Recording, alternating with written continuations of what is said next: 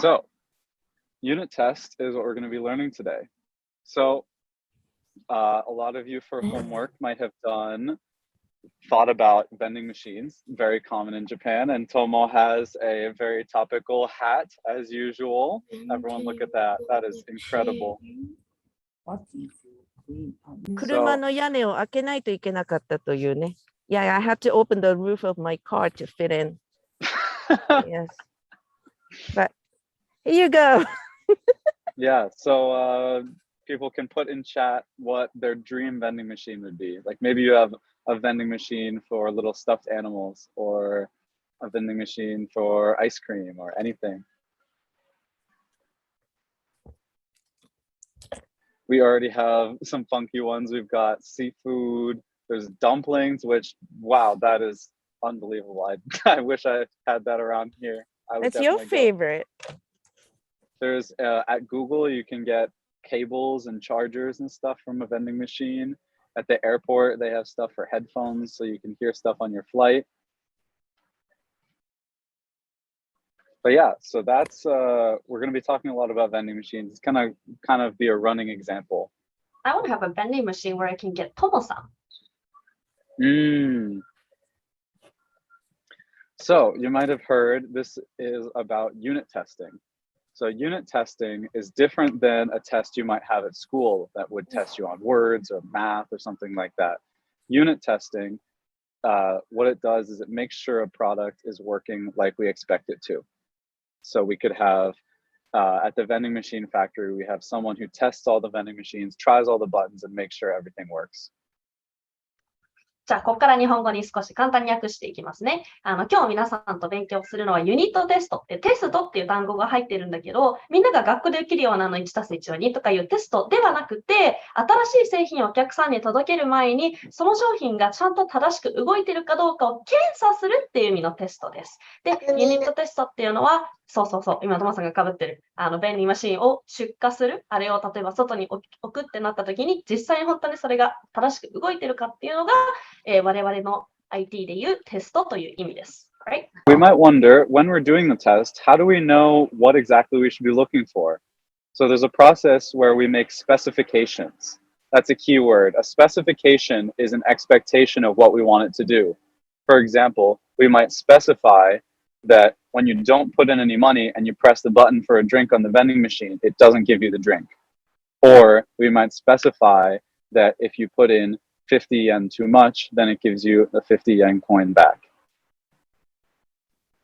で、テストするために、すごく大事なことが一つあって、それがスペシフィケーション。よく日本語でスペックとかって言うけど、定義みたいな意味もありますね。で、それは何を意味しているのかっていうと、その商品が何をもって正しい動きをしているねって判断するのかっていうことを、スペシフィケーションと言います。例えば、計算機だったら、1たす1っていうボタンを押したら、必ず答えは2にならなきゃおかしいですよね。これが3とかいう答えが出たら、この計算機は計算機として使えないので、テストをフェイルすることになります。で、自販機の時は150円とか、ちゃんとその、値段の、飲み物の値段のお金を入れたら、1本だけ飲み物が出てくる。例えば10分バーって出たら、またそれはそれで嬉しいけど、正しい動作はしないよねっていうので、それを一つ一つ書いたのがスペシフィケーションになります。So there's a lot of things you might want to test because there might be a lot of different parts. So here are some of the examples of what might happen on a vending machine. So if you can put in too much money, not enough, and all these different scenarios are called test cases. So before you make the machine, you might want to write out all the test cases of everything that we want to check. And if you forget to check something, then you might ship out a machine to a customer and then the machine doesn't work and it's really hard to fix after the fact. So you want to make sure you try everything you possibly can with all the test cases. これから皆さんにはいろんなテストケースっていうものを書いてもらうんだけども、これが何かっていうと、どういうテスト、どんな検査をするのかっていうそのリスト化したものがテストケースって言います。で、例えば自販機をお客さんに出す前に、起こりそうなことすべてをテストしたいじゃないですか。例えばコーラ1本買う場合、コーラ3本買う場合、多いお茶1本買う場合、多いお茶10本買う場合、みたいな風に、お客さんがやりそうなことを全部検査して、すべてが正しい動きをしているのかなっていうのを一つ一つ検査していくのがテストケースです。So now we're going to do our first little activity.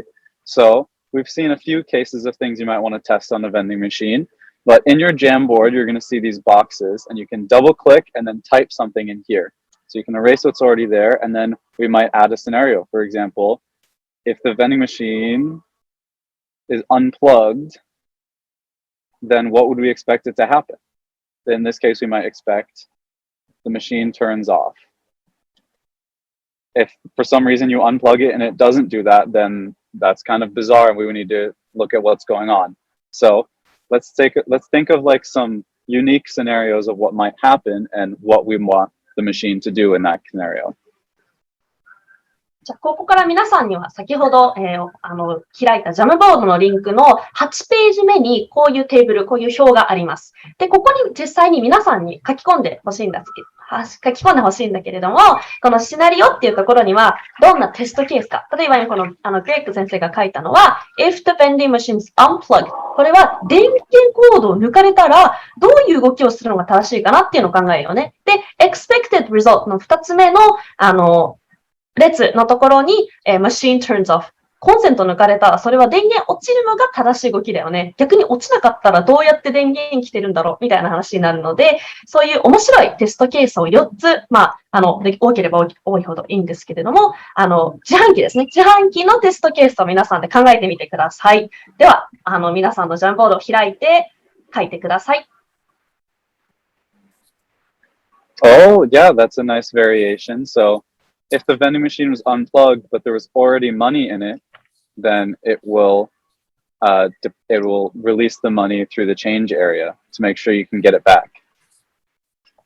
That's a really good one. Anyone else have any? If an action figure costs 500 yen and someone puts 5 100 yen coins, the expected result, that person gets a Tomioka Giyu figure. Yeah, that's perfectly correct. So I like that you specified which coins because it should work no matter which coins you put in as long as it adds up to the right amount. Oh, Demon Slayer, Demon Slayer. I've heard a lot about that. なん I've だっ never け seen it myself, but 鬼滅のなんとかだよね。I don't know much. 刃。Thank you. 刃。Mm. all right. Well, thank you for the suggestions. Those are really awesome. Let's move on to the next slide. So there are two types of testing that we do a lot. The first one is called end-to-end testing. And that's where you do a big whole operation. You test everything all at once and you see how all the parts work together. For example, if you're going to buy a car and you take the car for a test drive, you're testing all the different parts at once. You're testing the headlights, the in-car display, the tires, the steering. You're using it in a real world scenario and checking that everything works all at once. That's an example of an end-to-end test. It includes everything. A unit test is a much smaller segment of tests. So you test one thing at a time. If you imagine you take your car to the car shop and the mechanic checks the lights by themselves and then checks the tire pressure by itself and then checks the trunk by itself. The advantage of the unit test is it's a lot quicker for each individual one and it quickly lets you know what part of it is going wrong. And an end-to-end test is more useful for doing a whole check of a system before you release it. So if you're prototyping a car and you're designing a new car, maybe you want to check every little thing one by one with unit tests. But then right before you sell it to a customer, you want to do a big end-to-end test and check that everything works. So those are the two different types of testing we're going to talk about today. 今日皆さんに紹介するのは、2つのテストの種類検査の種類があります。1つ目がこの上に書いてある end-to-end test。最初から終わりまで全てをテストしようっていうのが end-to-end ですね。で、2つ目が unit test。今みんなにやってもらうことです。みんなに勉強してもらうのね。で、何が違うのかっていうと、じゃあ車を例にします。車の検査をするってなった時に、end-to-end test は実際にその車が車として動いているのか。例えば、アクセルを踏むのと前に進んで、ブレーキを押すと止まったり、で、ハンドルを右に回したら、車が右に曲がってくれるのかっていう、その実際に車を使ってみようっていうのが end-to-end test です。ユニットテストの方は、もっともっとちっちゃい、もう一つ一つの部品を見ていく。例えば、タイヤの空気は抜けてないかとか、エンジンはちゃんと動いてるかとか、窓の上のボタンを押したらちゃんと窓がクイーンって上がるかってことですね。ちっちゃなパーツを一つ一つチェックするのはすごく早くできるので、それでそれぞれの部品が動いてるのかっていうのを、出荷前に、車をお客さんに出す前にテストします。でも、お客さんに実際に運ぶ前に、一回は車に乗って車が全部ちゃんと動いてるよねっていうのを確認する必要があるので、end-to-end テストがあります。So we looked at the two different types. It's your turn. So we have 5 different scenarios in here, both in English and Japanese, and you can drag them around. And so it's your job to determine which ones are unit tests and which ones are end-to-end tests. So if you think if it's an end-to-end test, you can put it on the right. And if it's a unit test, you can put it on the left. And the TAs will check it over and see which ones are correct. So we'll give you a few minutes to try that out in the same Jamboard as before, just a few slides ahead. じゃあ今度はスライドのページ10に行ってもらうとこういう画面が出てきます。で、今、1、2、3、4、5ですね。この5個のテストケースがもうすでに書いてあるので、それがユニットテスト、部品をテストしているのか、それとも end-to-end テスト、end-to-end テスト。全部を見てひっくるめて、最初から最後まで見ているテストなのかっていうのを、drag and drop をクリックして動かして、赤か青のボックスに入れてください。はい。では皆さんどうぞ。真ん中にある文字は何のことですか？それがね、テストケースです。例えば最初のテストケースを見ると、ショーの前にドレスリハーサルをする。ドレスリハーサル、リハーサルのことなんですけども、例えばピアノのコンサートがあった。それの前にリハーサルをするのは、ユニットテストかな？エンドとエンドテストかなっていうので、それをどっちかのボックスに動かしてください。Wow, トモさん、you are you in I'm test driving my car right now. Nice. Would that be end-to-end test or unit test? Good question. That one would be an end-to-end test because you're testing all the different parts at once. And you might, if something goes wrong, you might not know exactly what's wrong, but you know that something's up, so you go investigate. Right, and if something goes wrong, I won't be emceeing anymore, so I need to take a risk. Yeah, I might have to go in. There's just a little bit more noise inside because there's music. So, Okay. 車の運転、ドライビングテストをする、ちょっと格好してみました。All right, so given a few minutes, it's okay if you want to keep working as I'm going over the answers, but I'll start showing what we meant here. So, the first one is do a dress rehearsal of your theater performance the week before the show. So if you imagine a dress rehearsal, you do the whole show from start to finish in costume with lights. You're testing everything at once. So that's more of an end-to-end test because you're testing a lot of different things. You're making sure everyone knows their lines. You're making sure people know the timing, what their dresses should be. And now the next one is pressing the power button on your phone and checking that the screen turns on. So that's one quick little check and it only tests one thing. So that would be a unit test. Next one we have turn on your car, check your mirrors, drive your car around the block, drive on the highway, and then park the car at home. That's testing lots of different things. So that would be an end-to-end test. I got it! Awesome. Next one is plug in your laptop and make sure it charges. That as well is just one thing that it's testing, and it's testing a very small part of it. So that's a unit test. The last one is turn down the volume on the radio and see if it gets quieter. So that one's also a unit test because it's testing one thing and it's a small, quick little test. So hopefully you got some of those. It's okay if you had different answers as long as you get the general idea. ショーの前にドレスリハーサルをするっていうのは、もうステージに立ってちゃんと服を着て、で、最初から最後までやるので、これは end to end ですね。最初から最後まで通して検査します。その次の車のエンジンをつけ、ミラーをチェックして、その辺を運転して、家で駐車できるかどうかを調べる。これはもう車がちゃんと車として機能してるかな、今、トモさんがやってるけど、車がちゃんと使えるかなっていうのをテストしてるので、これも end to end テストですね。じゃあ左側に行って、携帯のスクリーンが映るかどうかを調べるためにパワーボタンを押す。これはボタン1個だけのテストをしてるよね。一つの部品のことを、テストしてて、すぐに結果が出るので、これはユニットテストです。で、二つ目、これも同じだね。パソコンの電源の充電ができるかどうか調べる。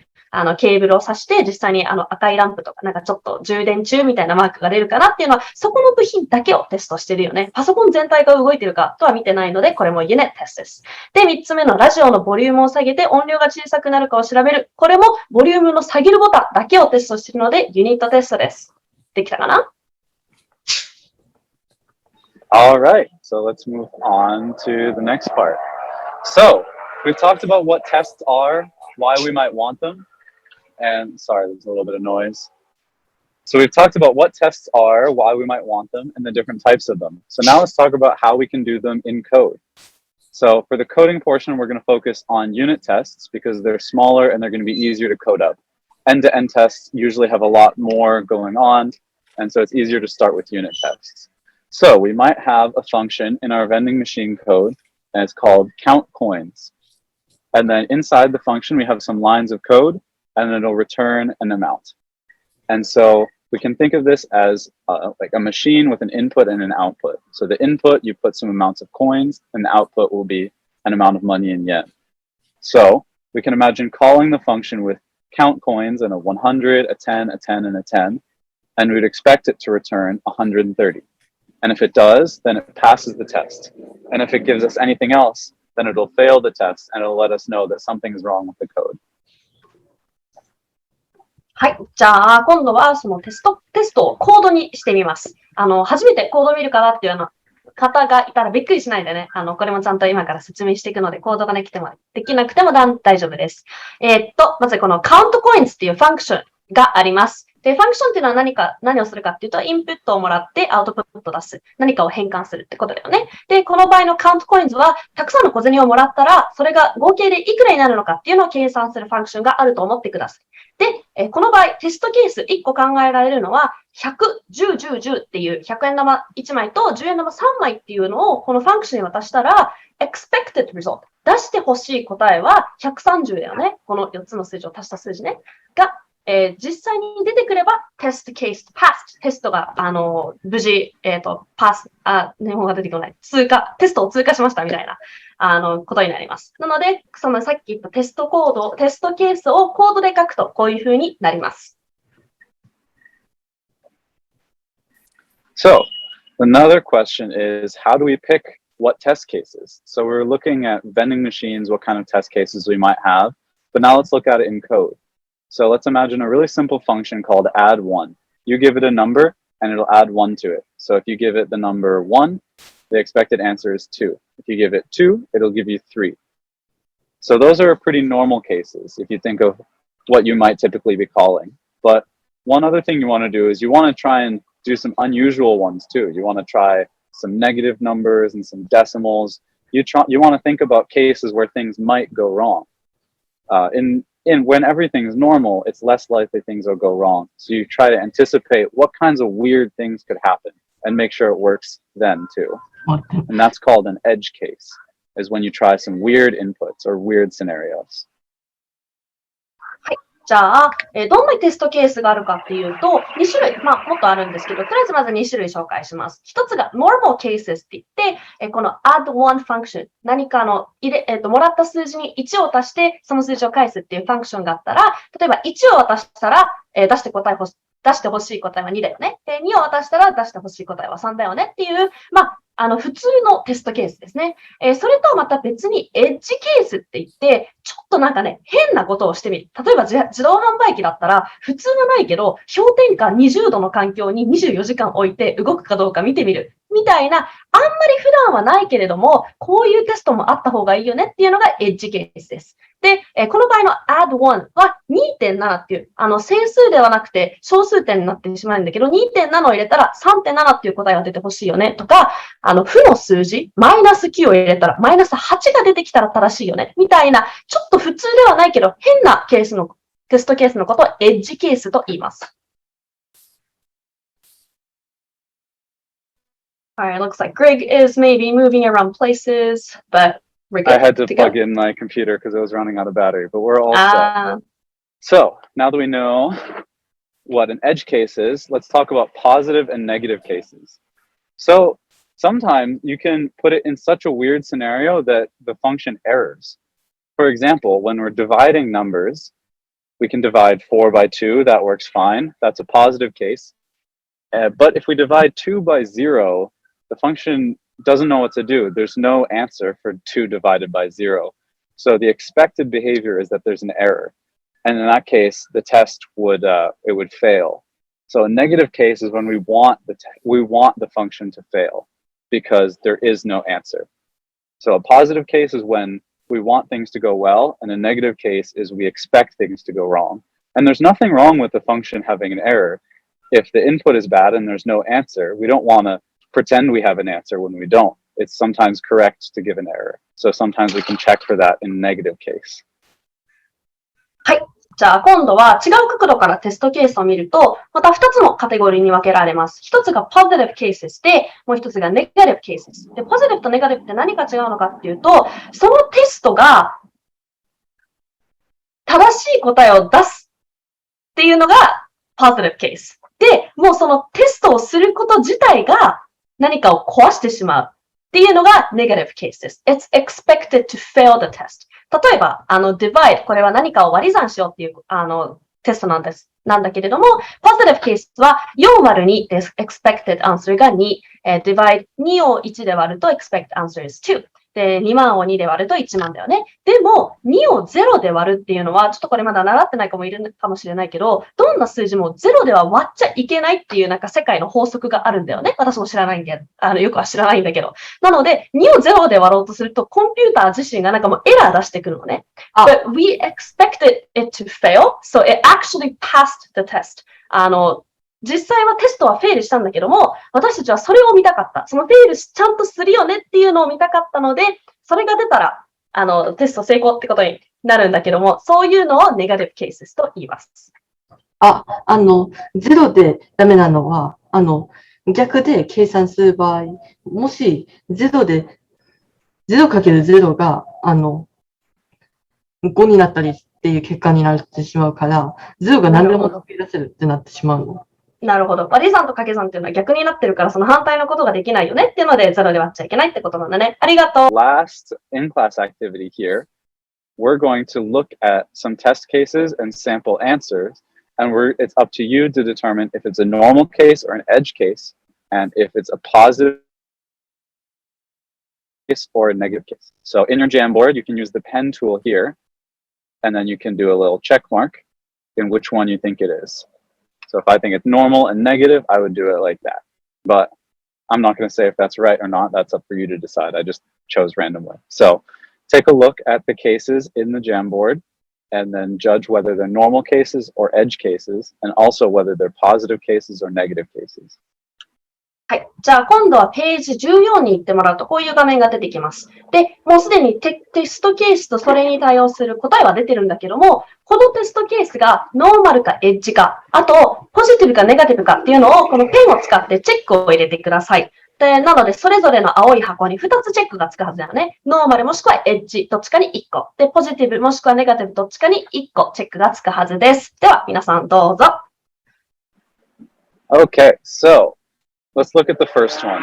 So the functions we're looking at are double, which takes a number and then it multiplies it by 2, and divide, which takes two numbers and divides the first number by the second. So in the case of doubling 6, we expect the answer 12.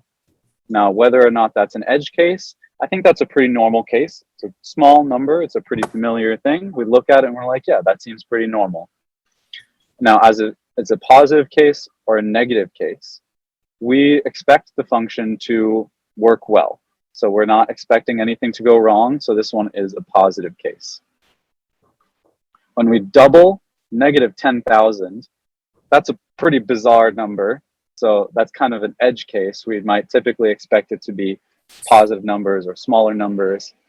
If you said it's a normal case, that's also acceptable, but I think this might be considered an edge case here.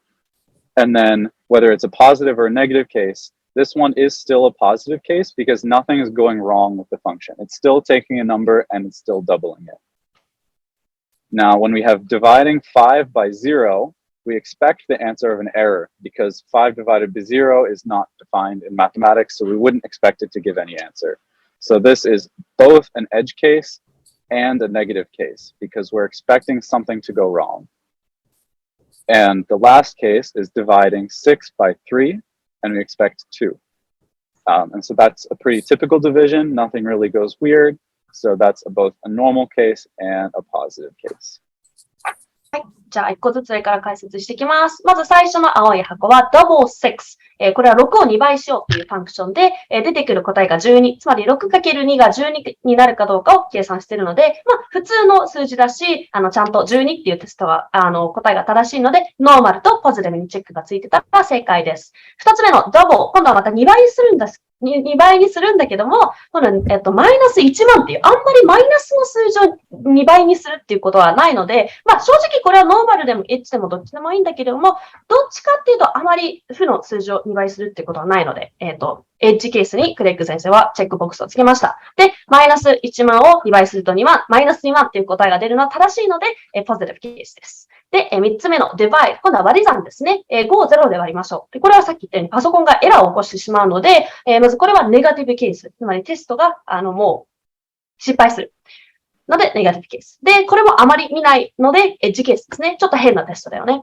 で、今度も割り算だけど、今度は6割る3イコール2っていう計算をしてます。まあ、これも普通の数字だし、ちゃんとテストが通ってるので、ノーマルでポジティブです。Right? Okay, so the last thing before we go into the breakout room activity, I just want to talk about if statements. So we haven't actually covered if statements in a previous lecture. So those of you who it's your first time, don't worry, you're not behind. But let's just talk about briefly what they are because they'll be used in some of the code examples. So if statements lets you run code only if something is true. For example, if we look at the one on the left, on the bottom, we see if my age is greater than 18, that little angle thing means greater than, then it prints, you can vote in the United States. So if your age is, say, sorry about the noise, if your age is, say, 12, it will get to this code and it will realize it doesn't meet the condition and it'll do nothing. But if your age is 20, then it'll run the code in here and it'll print, you can vote in the US. And the other part of it is you can use else, and that will tell the computer what to do otherwise. So if this is true, you can do the first thing. And if it's not, then you do the second thing. So if we look at the example on the right, we see if my age is greater than 18, then you print, you can vote in the US. Else, which means otherwise, print, you can't vote. はい。じゃあ、ここからはちょっと復習になるんですけれども、if statement ですね。if 文。これからテストをしていくにあたって、この if, else っていうのをたくさん使っていくので、軽くおさらいしていきます。まず if っていうのは、ある条件が正しいか間違ってるか、正しいか間違ってるからじゃないな。正しい、ある条件が当てはまるか当てはまらないかっていうのを、確認するために使われます。例えば、左側の simple example で見ると、if my age is larger than 18、私の年齢が18より大きかったら、このカッコの中のことをしましょうってことですね。で、カッコの中は、print、アメリカで投票ができますっていうことが書いてあります。で、else っていうのは、その if 文の条件に当てはまらない場合はこっちをしようねっていうので、右側の例を見ると、18より自分の年齢が大きかったら、print you can vote in US、アメリカで投票ができるよ。else でももしそうじゃなかったら、つまり18以下だったら、you can't vote 投票できませんっていうのが書いてあります。この if else でコンディションが条件が当てはまるか当てはまらないかっていうのをチェックしていきます。Teacher will give you the link, but you're going to go here to current session, pick your breakout room, type in your name, and then you're going to see the yellow boxes are some examples. So you can click here and it'll give you examples of functions and tests. And your TA will talk you through these examples to get you familiar with how this code and the tests work. But for example, here we can click run tests and it'll run all these tests on this code. And then you're going to have activities here. And there will be some parts missing that you're supposed to fill in or you'll fix. The TAs will give you a lot more details, but that's just a quick overview of what it will look like. A very simple function, add one, kind of like the one we were talking about before. So it takes a number here This is the input to the function. For those of you who are there during the function, this might seem familiar. Otherwise, you'll see the name in red, and then you'll see the inputs, and then it'll say return, and that's the output. So whatever's after the return is the output, and it'll say number plus 1.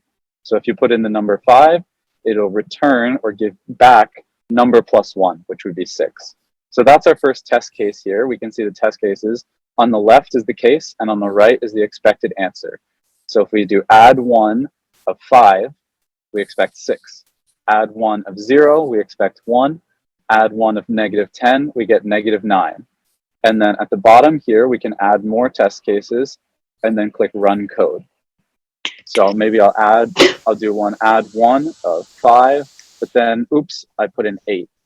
And if I hit run, then it'll tell you, oh, this test failed. Something wasn't right because we expected 8, but what the function actually gave us was 6. So then it's up to you to either fix the function or fix the test case to make sure it all passes. はい。じゃあ、簡単に、最初のシンプルコードの、使い方というかね、この何が起きているのかっていうのを説明します。Alright, great. Do you mind going to the, oh yeah, actually, that's fine. まず、この白い四角には、コードが書いてあります。で、さっき見たように、ファンクションですね、が書いてあります。で、この場合は add one、1を足すっていう、ファンクションがあって、number がインプットになります。で、return で number plus one です。もらったインプットの数字に1を足して、それをそのままそっくり返そうねっていう、ごめんね。ファンクションが書いてあります。なので皆さんは今日はここは、触るかもしれないけど、まあ基本的にもうファンクションできているものだと思ってください。Alright, if you go down. で、皆さんにやってもらうのはテストケースをたくさん書いてもらうことです。で、テストケースの書き方は、まずファンクションを読んで、それにインプットを渡してあげる。なので、add one, 5っていうので、5っていう数字をファンクションに渡します。で、右側に、みんなが思う、返してほしい答え、expected そうですね、を返してもらいます。なので、5を入れたら6が出てくるのが正解だよね。0を入れたら1が出てくるのが正解だよねっていうのをたくさん書いて、例えば、これは例ですけど、5を入れて8が出てきたら、これはテストとしては、失敗するので、下側の Run Code というボタンを押すと、こういうふうにどのテストが追加して、どのテストが失敗したかっていうのを見ることができます。Alright? ちょっと時間短い感じ。Alright, so at this point we'll now go into breakout rooms, and I hope you all enjoy the activity. Thank you, Greg. Thank you, 歌子さん。ということで、メインレクチャーを終了して、それぞれのブレイクアウトルームの方に行っていただきます。